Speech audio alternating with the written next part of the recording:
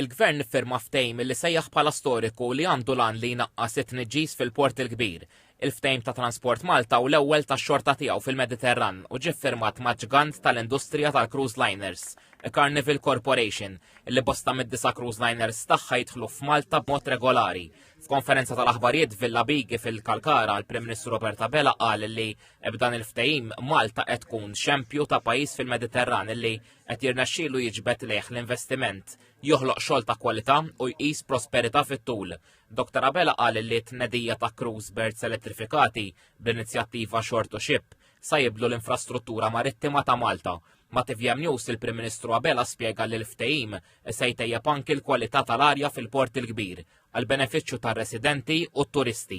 Bis-saħħa ta' dan il-proġett qed jirnexxielna naqsu l-emissjonijiet fil-Port il-Kbir b'90% li jfisser illi l-eluf ta' persuni li jgħixu fl-inħawi ta' dan il-port tant sabiħ ma jestus qegħdin issa jkollhom kwalità ta' arja li hija waħda aħjar minħabba tnaqqis tal-emissjonijiet minħabba l-fatt li cruise liners li jidħlu ġewwa l-portijiet tagħna jitfu l-magni u l-generators tagħhom waqt li qegħdin fil-port u jieħdu l-kurrent mill-art. Dr. Abela qal li Malta minkejja li żar stat membru tal-Unjoni Ewropea qed terġa' tkun fuq quddiem f'dan is-settur. Lina il-kwistjoni tal-enerġija tibqa' ta' priorità fuq kollox imbagħad naqdu magħha l-importanza li għal negozji Malti u għawċin. U għal-familji Maltin u għawċin inżommu l-prezzijiet stabli dik tibqa' waħda mill-iktar politiċi importanti tal-ekonomija tagħna li nżommu l-istabilità fil-prezzijiet. Il-President ta' Carnival UK u P&O Cruises Paul Ludlow qal li b'dan il-ftehim il-kumpanija se tkompli toħloq il-ġid f'Malta filwaqt li jiġu mħarsa l-kultura, l-istorja lokali u l-ambjent. Tal-istess fehma l-President tal-European Onshore Power Supply Association, Roland Teixeira de Matos. When Malta and Carnival Corporation come to an agreement and have a document that enables them to give confidence, investors follow, the energy markets follow.